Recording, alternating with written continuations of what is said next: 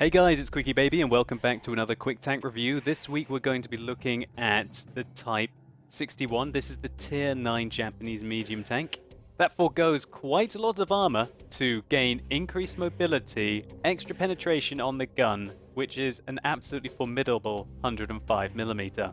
If this sounds like the tank for you, then hang around, I've got some gameplay coming right up. And if not, I'll try and pick apart its weaknesses so you can take advantage of them on the battlefield. So the Type 61 has a fairly standard 1,700 hit points. It weighs just over 35 tons when it's fully equipped. The tank gets a tremendous Mitsubishi engine, which means that it has a nice horsepower to ton ratio and a pretty darn good top speed limit of 47.6 kilometers an hour. And it's able to motor around corners because of its traverse speed of 48 degrees a second, which is very nice for a Tier 9 medium tank, especially when you compare it to, for example, the Centurion 7-1. Now, if I perked your interest because of the impressive mobility characteristics of this tank, you're going to be disappointed with the armor. It has 55mm on the front of the hull, 35 on the side, and 25 at the rear. Now, looking at the side of this tank, it's a really big target, and the armor is so thin that it's easily penetrable by HE rounds. And unfortunately, the turret armor doesn't get that much better. On paper, it's 70 at the front, 60 at the side, and 35 at the rear. Let's just take a quick look into what a tank's viewer to get a more well-rounded opinion. So here's the Type 61 with the 105mm gun equipped with the upgraded turret. Here's the armor profile for it. I'm going to leave the key at the bottom here. One thing we should immediately point out is that even though the armor in the garage was highlighted to be a maximum of 70mm, we can find it's only around here on the turret. But there is a gigantic wedge of spaced armor over this. Now, the armor design of this spaced armor is a tiered approach. We can see there's 124mm in a kind of a cross in the middle, with 90mm surrounding that, and 40 behind that. If we hide the spaced armor, we can see that there is actually a gap behind the gun, which is 0mm thick. And what this means is that even the thickest part of the effective armor of this tank, i.e. right over the gun, can still be very easily penetrated by most tanks that are going to shoot it. Your only real chance to be able to bounce shots with the Type 61 is if they shoot outside of the 0mm, i.e. around here, where they're going to have to get through 90 or 124, and then have to get through the 70 behind that. Unfortunately for the Type 61, we can see that there is a gigantic weak point on top of the vehicle as well. The armor here is 60mm and then 45mm. Basically, if you get shot here, it's very likely to penetrate, do full damage to your tank, and possibly take out your commander at the same time. The frontal hull armor on the upper plate is 55mm, but it is very well angled, which means that if the enemies do shoot you, maybe from the side, that you can pull off some miracle bounces. Your only real chance to be able to do this is to put pressure on your opponents and try and get them to shoot at horrific angles, or hope that you get a glancing blow. Really, to tank effectively with the Type 61, you want to make use of its gun depression as much as possible, which increases the angle of the upper plate and prevents them from shooting your weak point on top, as well as exposing as little of your weak top turret armor as possible. So we know so far that it's highly mobile, but its armor isn't really worth much. But it's really good news for the armament on the Type 61. This 105mm fires 6 rounds a minute with 258mm of penetration, with a standard 390 alpha damage.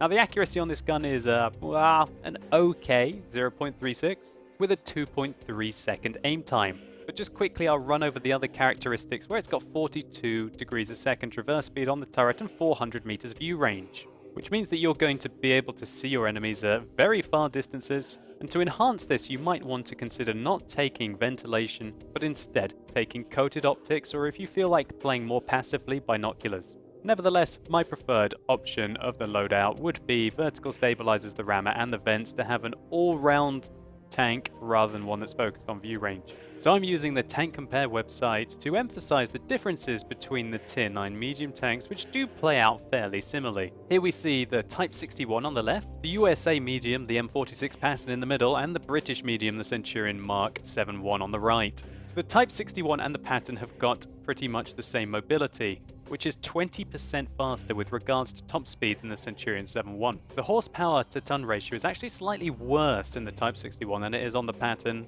but you get a large advantage with the traverse speed compared to the Patton and a massive traverse speed improvement over the Centurion 7-1. Now the ground resistance is slightly better on the hard compared to the Patton, the same as the Centurion 7-1. Quite a bit better over medium terrain resistance than the Patton, but worse in soft terrain. One thing that is great on this tank is that it does have quite a low chance to be set on fire of 12% as it is a diesel engine. So if you want to use premium consumables instead of a fire extinguisher, then you might be able to take that risk with less chance of going up like a tinderbox. So the view range is 10 meters less than the American and the British vehicles. Now this is where it really gets interesting.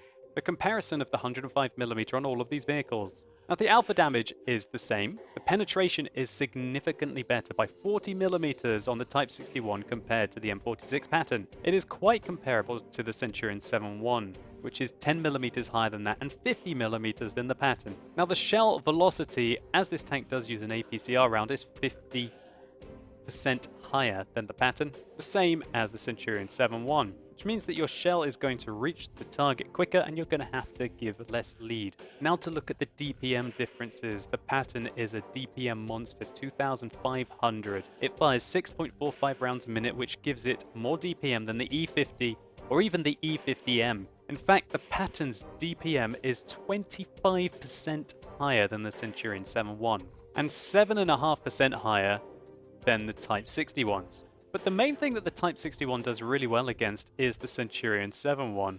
It is 20% more DPM than the British Tier 9 medium, and it is right in the middle of the accuracy values. The British tank is the most accurate at 0.32, which is rather impressive. The Type 61 is 0.36, and the American vehicle is 0.40. And that is the buffed value. That was buffed just in 9.2 from 0.42. Now everyone will know that this is kind of like heavy tank accuracy. And this is sort of kind of tier 10 medium tank accuracy. And this is neither here nor there really. Now the aim time on all of the tanks is the same. And the gun depression is 10 degrees, which is very impressive for all of the vehicles. Now the elevation on the Type 61 can be slightly lacking. And I found myself recently trying to aim up at opponents who were above me on mines. And that is one of the limitations of the Type 61, that I was unable to do so. Another limitation of this tank is that it runs out of ammunition very quickly. It only carries 32 rounds, compared to the Patton, which has 54, and the Centurion 7-1 can be firing all day long, and still not run out of ammunition. So as we can see here, none of the tanks have the best gun. The Centurion 7-1 has terrible DPM, and the Patton has amazing DPM. But the Centurion 7-1 has the penetration to reliably use it, while the Patton does not. And it's the same with the accuracy. The Centurion 7-1 is an accurate vehicle, while the Patton isn't. So what this really comes down to is that the American medium tank wants to probably be up close or at medium ranges, where it doesn't need super high accuracy and super high penetration, as it's hopefully closer to be able to pinpoint the enemy weak points more easily. In a close-up fight, the Patton is going to demolish a Centurion 7-1. It's a more mobile, smaller target with the DPM to rip its opponents apart. And this is where the Type 61 comes in. It's sort of in between. It doesn't have the terrible accuracy of the Patton, it doesn't have the terrible DPM of the Centurion 7-1, and it still has the penetration to reliably take on any tank that it can meet frontally. Especially so considering that it can fire heat rounds for 330mm of penetration, which is massively better than the Patton, and a different kind of mechanic to the Hesh rounds of the Centurion 7-1. More suitable for punching through heavy flat armor and taking advantage of softly armored targets. Now that was quite a lot of theory crafting, but I felt that it was important. While the Type 61 may be the most recent addition to the Tier 9 medium tanks, it doesn't really add any unique features. Nevertheless, it's a fantastic all-rounder, and hopefully I'm going to show you that in the gameplay coming up right now. So I'm playing on Sand River along with Green Man. Shout out to you, Green Man. We can see that there are 3 Tier 10 tanks on the enemy team, so this is not a bad matchup for the Type 61, not by a long shot. There are quite a few Tier 8s as well. This is pretty much an average matchup for the Type 61. Now matchup-wise, Type 61 doesn't really care in my opinion. Its armor means that it doesn't matter if it's a Tier 7 tank shooting it or a Tier 10 tank shooting it. It's still going to get penetrated. You just need to hopefully keep your gun singing and working your targets. I'm taking the Type 61 into a very strong position on Sand River. And I'm going to go hunting for a tier 10 already. See the side of his turret? Put a lovely shot into there. It was a nice high roll. 454 damage. Seems to want to let me shoot him again. I want to shoot the T110E5. And we can snipe right into the top weak point of that vehicle. Something that I don't think that the M46 pattern could have done. The Centurion 7-1 could have very easily done it though. So I see that he's got wise to me, and that he indeed wants to engage me. So I pulled back very quickly there, knowing that it's very likely that he's going to be able to penetrate me, and I'm not going to be able to penetrate him. I got a bit unlucky there that I bounced off a Leopard prototype. That tank has got basically no armor, just like me. And I would have loved to have been able to put a shot into him. Now, one thing in the Type 61 is you do see me pulling back quite quickly after I fire.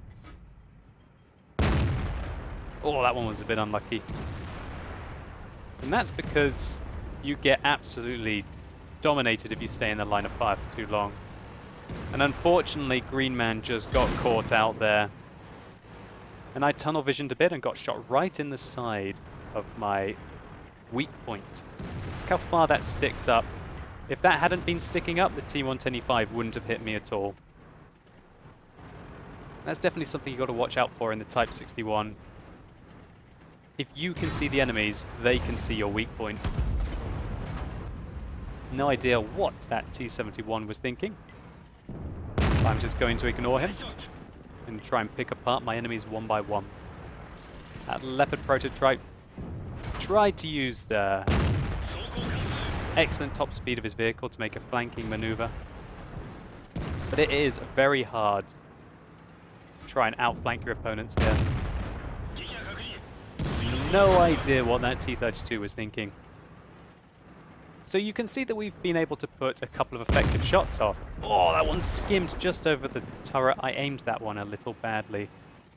We've managed to put in quite a few effective rounds into this T-62A. And here come the enemy. They're making their big push. But thankfully for us, we've got some tank destroyers up on the ridgeline behind us that made them fall back very quickly indeed. So we're just trying to put pressure on this T-62A here. And that's the third shot I've put into him. 1,158 damage done to a very important medium tank. Now we are outpositioned and I have to get out of there. Nothing that I can do with a T-54 and a T-62 above me. It's going to go very badly indeed, so I have to take the risk to get out. So I make my way along, take a look to see if these ridge lines will help me out. We managed to absorb a shot from the IS-3 in our tracks there. The T-54 has come off the hill, which I'm very happy about indeed. I don't really want to have those medium tanks above me shooting down on my very lightly armored tank. So there's a T-34 here, but I remember that I did get shot by the IS-3. Looks like he has died now. And there's a Lerva. We put one right into his tracks, holding him in place. Now an IS-3 wants to try again. Our reload just wasn't quite good enough to be able to put another shell into him. Now there's a T-54 behind me. Oh, I get very lucky and he misses. We bounce off his cupola. Oh gosh. And right now, I think when this game was happening, I was in a bit of a fluster. I feel like I'm completely surrounded by opponents. I'm just trying to keep my eyes about me. If you look at the map right now, I'm just trying to spot for the tank destroyers that are behind me, trying to hold back this ridge line of opponents. And that one, I aimed too low and too right. I needed to aim that one slightly higher and slightly more left. Here comes the IS-3. We put a good shot into him and he tries to rush down into cover. Seems to get caught out of position by a 110 that he didn't expect would be there.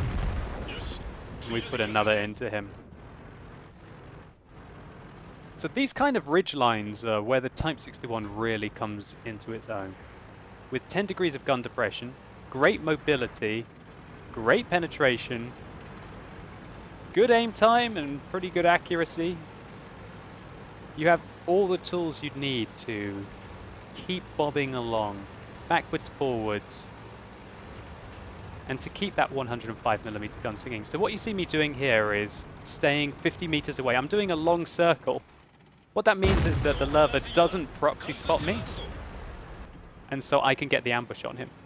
So I'm just going to pause here for a second to explain that. So the lurver was here. One of my teammates had spotted him. So I took a circle around him to stay 50 meters away from him so I could hopefully ambush him. If I'd gone this way along the dunes, he would have proxy spotted me here and been aiming up at him. Luckily we bounced his shot. Actually we didn't bounce, he just simply missed.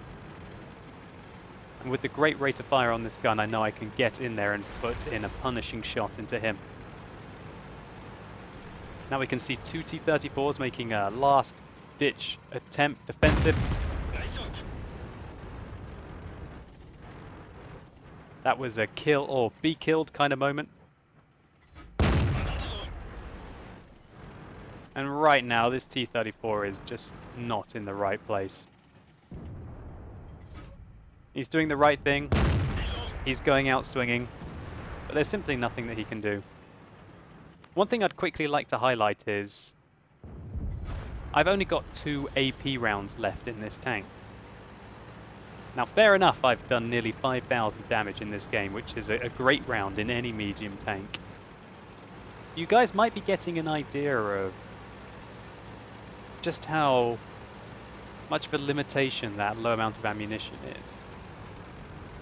Thinking about this, it might be a good idea to not take those 2 HE rounds that I have in the vehicle, maybe replace them with APCR rounds.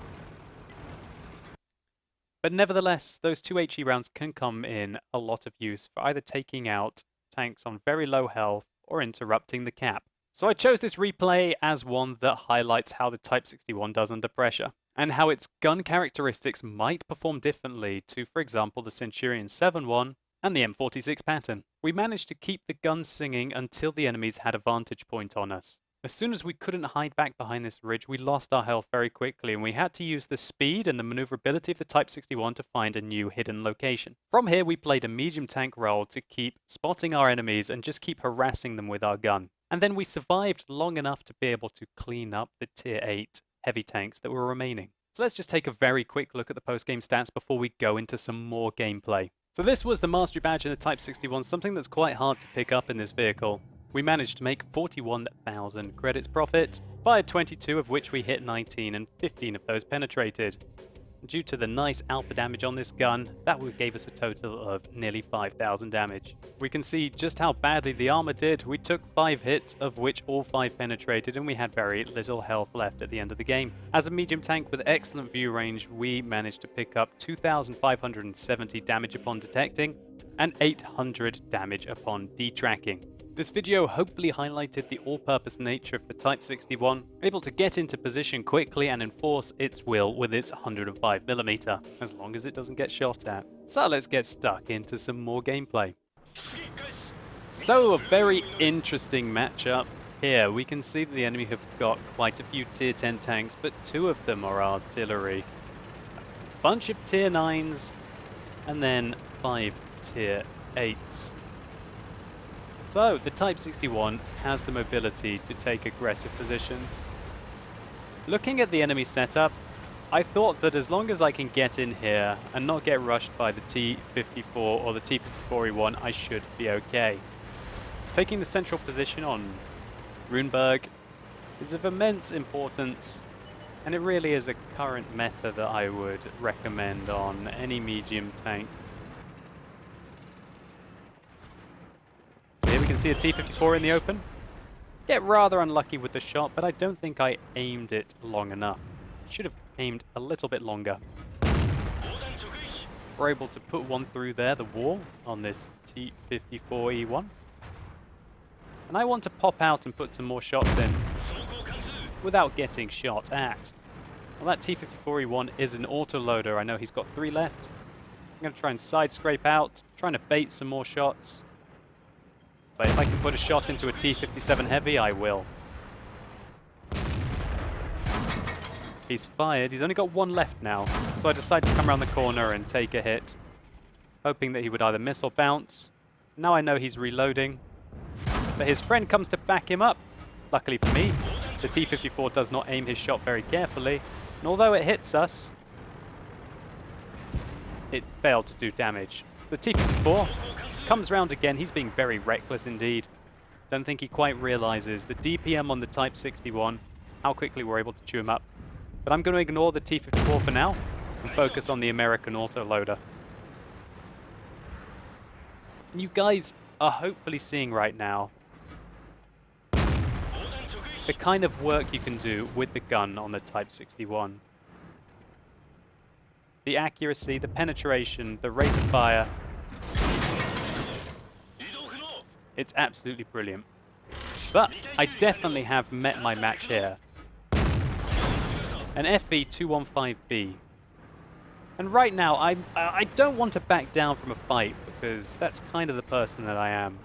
But right now, the right thing to do is to get away. Why would I want to duke it out with a Tier 10 British heavy tank? Wonderful shot there to lock in the T-32 in place. Going to try and retrack him. And those are the kind of shots that you need to pull off in the Type 61. We stopped him from coming around the corner. And it doesn't matter how thin my armor is. If I can hold a Tier 8 American heavy tank in place and just simply rip him apart. We did 1,300 damage to him there, held him in place for our artillery to finish him off. So back to the argument of that this tank has absolutely no business engaging an FE215B. The FE215B is a British Tier 10 heavy tank, which has got amazing DPM. No Tier 9 medium tank has any business trying to engage that behemoth. And if he wants to sit up there all day, that's fine. I'll break through the western flank, let them hold the east with their superior tanks and numbers, and hopefully come round at them afterwards. So we're trying to put shots in here on the enemy vehicles, and oh, there's an artillery! Must get him. It's very unusual that the enemies stacked so many tanks up above. That FE215B and the T-57 Heavy were 2 of the most important tanks on the enemy team. And they couldn't afford to basically do nothing. And this T-54, wow, he's come back to haunt me, that's for sure.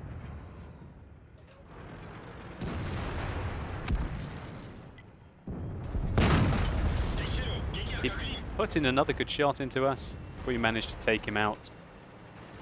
But our health has been significantly reduced now.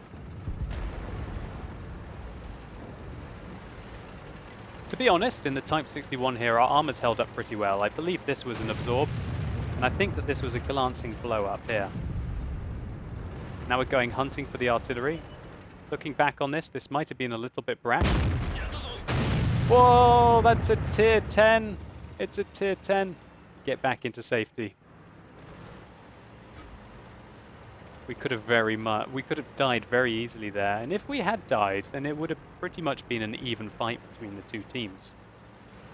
I think that's the point where I realized, hey, this is a lot closer there than I believed it was.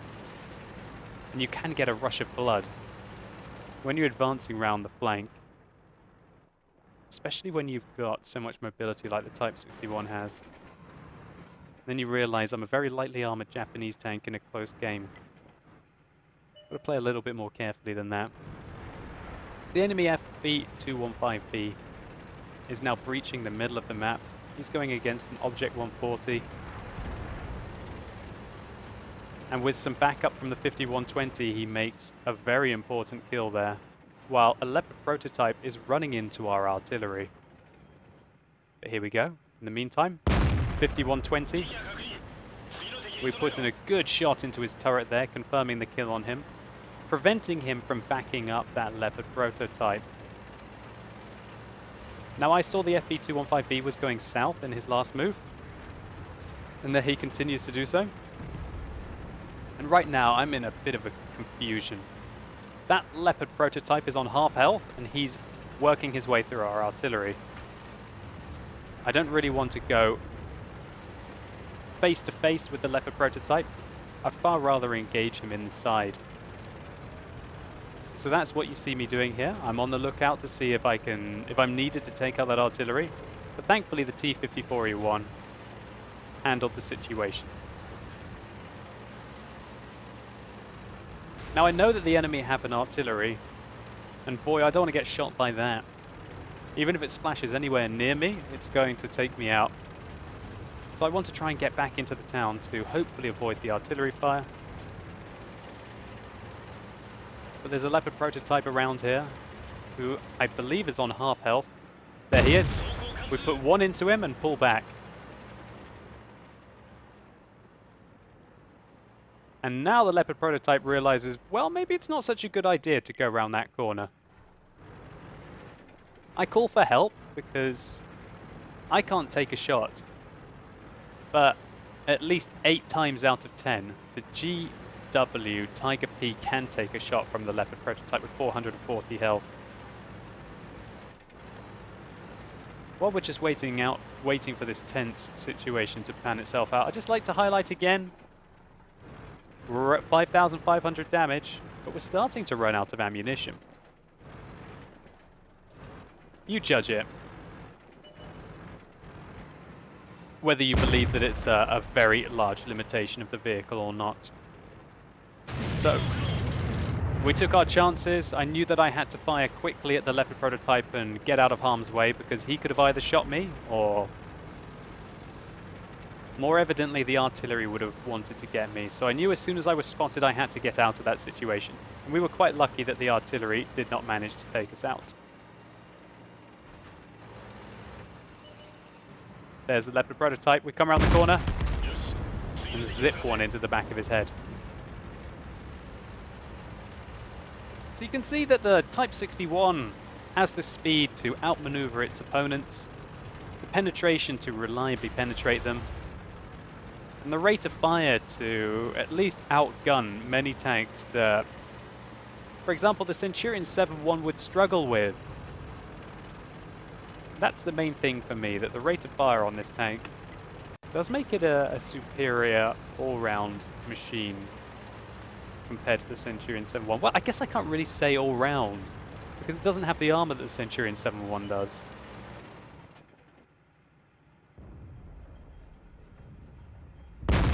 Ah, the GW Tiger P just took out that Object 261 before we were able to. And so that is the Type 61 in a nutshell. It's an absolutely beautiful medium tank that takes the impressive gun characteristics of the Centurion 7-1 and combines them with the mobility and the flexibility of the pattern. But in doing so, it completely forgoes its armor. Let's take a quick look at the post-game stats before I provide an overall analysis of the vehicle. So Runeberg is an interesting map for lightly armored medium tanks. The Type 61 generally depends on its gun depression, and you saw me put that to good use on Sand River. Runeberg almost needs no gun depression, meaning that you often have to expose your hull armor, and in the Type 61 that's never a good idea.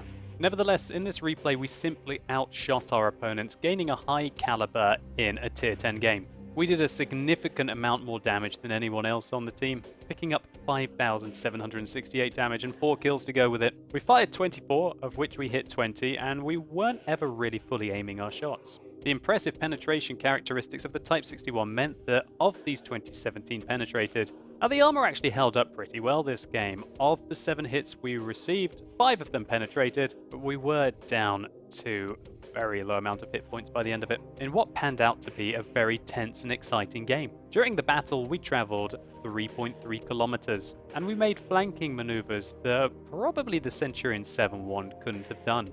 One thing I'd also quickly like to mention is that I didn't have to fire any heat rounds until my AP ran out. And that's something that's very refreshing in this vehicle. Any T-54 player will know that you do have to fire heat rounds to remain competitive in the vehicle against heavily armoured tanks. The Type 61 loads heat as a luxury, not a necessity, which is why it's a vehicle that can make consistent profit, and that might appeal to many of you. So the attributes of the Type 61 that we have discussed have allowed me to get some very competitive statistics, at least compared to the other Tier 9 vehicles that I drive. After 46 games that I've played in this tank, we've managed to pick up 63% wins, destroying on average 2 enemies per game, with 2,859 damage, yielding us 1,155 average experience per game. The Type 61 has been an absolute joy for me to play, and I've still got a long way to go until I get to the SDB-1. The Type 61 is a highly mobile, lightly armoured vehicle which is capable of quickly getting itself into position, and it has an armament capable of making any tank in the game wince. Now, it may not do anything the best, but really, apart from the armor, there's nothing bad about this vehicle. Which means that for a intermediate to advanced player, this might be a very interesting tank for you. Nevertheless, I don't recommend this as a starting tank. I think you'd be far better suited to go for a T-54, or probably at least have the low-profile nature and the armor capabilities of the M46 pattern, especially in light of its recent buffs. Nevertheless, as a player who really liked the pattern, and currently really likes the Centurion 7-1, I think that the Type 61 definitely has its own place on the battlefield, and it's something that will be staying in my garage even when I get the SDB-1. So anyway guys, I hope you enjoyed this review. If you did, or if it was just useful, please consider rating it down below. It really helps the channel out. And let me know what you think about the Type 61 in the comments below. If you haven't quite got to the Type 61 yet, I've already done a tank review on the SDA-1, so maybe you want to click that. I'll put it right up there and you can see. Anyway, as always, thank you so much for watching. You've been epic, and hopefully I'll see you soon.